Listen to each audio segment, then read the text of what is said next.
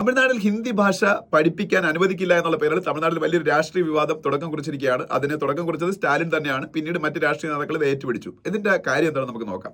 1937 ഈ പ്രശ്നം സ്റ്റാർട്ട് ചെയ്യുന്നത്. അവിടെ പെരിയോർ എന്നറിയപ്പെടുന്ന, തന്തൈ പെരിയാർ എന്നറിയപ്പെടുന്ന EV രാമസ്വാമി നായ്ക്കൾ 1937 ഈ ഹിന്ദിക്കെതിരെ ഒരു പ്രചാരണം സ്റ്റാർട്ട് ചെയ്യണം. അന്ന് ഈ നോർത്ത് ഇന്ത്യയുടെ ഒരു മേധാവിത്വം ഉണ്ടായിരുന്ന ഒരു കാലം കൂടെയായിരുന്നു. ബ്രാഹ്മണ മേധാവിത്വമൊക്കെ ഉണ്ടായിരുന്നു.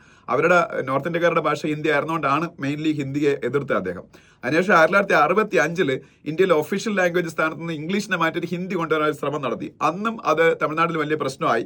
അതും വേണമെങ്കിൽ നമുക്ക് ന്യായീകരിക്കാവുന്ന കാര്യമാണ് ആ ഒരു പ്രശ്നത്തിന്. പക്ഷെ അന്ന് ഒരുപാട് ആൾക്കാർ ആത്മഹത്യ വരെ ചെയ്തു ഹിന്ദിക്ക് എതിരെ ഒരു നിലപാടെടുത്തുകൊണ്ട്. പക്ഷെ അന്നത്തെ DMK വളരെ സമർത്ഥമായിട്ട് യൂസ് ചെയ്തു. അതുവരെ അവർക്ക് അധികാരത്തിൽ വരാൻ പറ്റില്ലായിരുന്നു. അവർ ഈ ഒരു വികാരം ഉപയോഗപ്പെടുത്തി അവർ അധികാരത്തിലൊക്കെ വന്നു. അതിനുശേഷം 2020 ഇന്ത്യയുടെ പുതിയ വിദ്യാഭ്യാസ നയത്തിൽ 3 ലാംഗ്വേജ് പഠിപ്പിച്ചേ പറ്റുള്ളതാണ് പുതിയ വിദ്യാഭ്യാസ നയത്തിൽ. പക്ഷെ തമിഴ്നാട്ടിൽ ഹിന്ദി പഠിപ്പിക്കാത്തതുകൊണ്ട് അവിടെ 2 ഭാഷയുള്ളൂ, തമിഴും ഇംഗ്ലീഷും. പക്ഷേ കേരളമൊക്കെ എന്നേ 3 ഭാഷാ നയം നടപ്പാക്കി. നമ്മളെല്ലാവരും ഹിന്ദി പഠിച്ചു. ഹിന്ദി പഠിച്ചുകൊണ്ട് മലയാളത്തിന് എന്തെങ്കിലും സംഭവിച്ചോ? ഇതാണ് തമിഴൻ പറയുന്നത്. അവിടെ ഹിന്ദി പഠിക്കുന്നതുകൊണ്ട് തമിഴ്നാട്ടിൽ തമിഴിന്റെ പ്രാധാന്യം കുറയും. അവർ പണ്ടുതൊട്ടേ ഉള്ള ഏറ്റവും പ്രാചീനമായ ഭാഷയായിട്ടുള്ള തമിഴേ അവർ പഠിക്കുള്ളൂ. മലയാളത്തിന് ഒന്നും സംഭവിച്ചില്ല. നമ്മൾ മലയാളത്തിന് ക്ലാസിക്കൽ ഭാഷ അല്ലെങ്കിൽ ശ്രേഷ്ഠ ഭാഷാ പദവി കിട്ടി. ഏറ്റവും കൂടുതൽ ജ്ഞാനപീഠ അവാർഡുകൾ കിട്ടിയ ഒരു പ്രാദേശിക ഭാഷയാണ് മലയാളം. അതുപോലെ ഇന്ത്യയിലെ ഏറ്റവും മികച്ച സാഹിത്യം വരുന്ന മലയാളത്തിൽ നിന്നാണ്.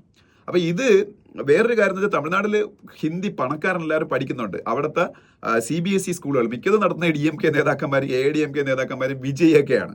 അപ്പൊ ഇവരെല്ലാവരും ഇതിനെ എതിർത്തേക്കാം. പക്ഷെ അവരുടെ സ്കൂളുകളിലെല്ലാം ഇത് CBSE സ്കൂളുകളായതുകൊണ്ട് അവിടെ പഠിക്കുന്ന പണക്കാരന്റെ മക്കൾ അല്ലെങ്കിൽ മധ്യവർഗത്തിന്റെ മിഡിൽ ക്ലാസിന്റെ മക്കൾ എല്ലാവരും ഇത് പഠിക്കുന്നുണ്ട്.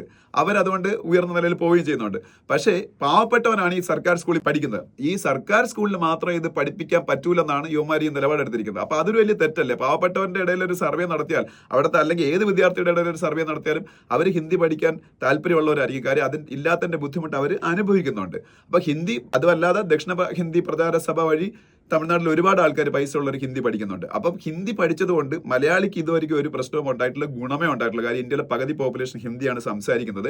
അതുകൊണ്ട് തന്നെ ഹിന്ദി പഠിച്ചാൽ നമുക്ക് പൊതുമേഖലാ സ്ഥാപനങ്ങളിൽ ജോലി ചെയ്യാനും സൈന്യത്തിൽ ജോലി ചെയ്യാനും മറ്റ് സംസ്ഥാനങ്ങളിൽ യാത്ര ചെയ്യുമ്പോൾ അവരുമായിട്ട് കമ്മ്യൂണിക്കേറ്റ് ചെയ്യാനൊക്കെ എളുപ്പമായിരിക്കും. അപ്പോൾ ഈ ഒരു ഭാഷയോട് ഒരു ശത്രുതയെ കാണിക്കേണ്ട ആവശ്യമില്ല. അപ്പം മലയാളിക്ക് ഹിന്ദി പഠിച്ചില്ലെങ്കിൽ ഒന്നും സംഭവിച്ചില്ലെങ്കിൽ തമിഴിനും ഒന്നും സംഭവിക്കാൻ പോകുന്നില്ല. ഇത് 2026 ഇപ്പം വരാൻ പോണ ഇലക്ഷനിൽ ഒരു ഹിന്ദി വിരുദ്ധ വികാരം വളർത്തി പണ്ട് 1965 രാഷ്ട്രീയ നേട്ടം നേടിയതുപോലെ വീണ്ടും അധികാരത്തിൽ വരാൻ വേണ്ടിയിട്ടുള്ള ഈ DMKയുടെയും സ്റ്റാലിന്റെയും ഒരു രാഷ്ട്രീയപരമായിട്ടുള്ള നടപടി മാത്രമാണ്, ഒരു ഇരട്ടത്താപ്പ് മാത്രമാണ്. അവരുടെ എല്ലാവരുടെയും മക്കൾ ഹിന്ദി പഠിക്കുന്നുണ്ട്.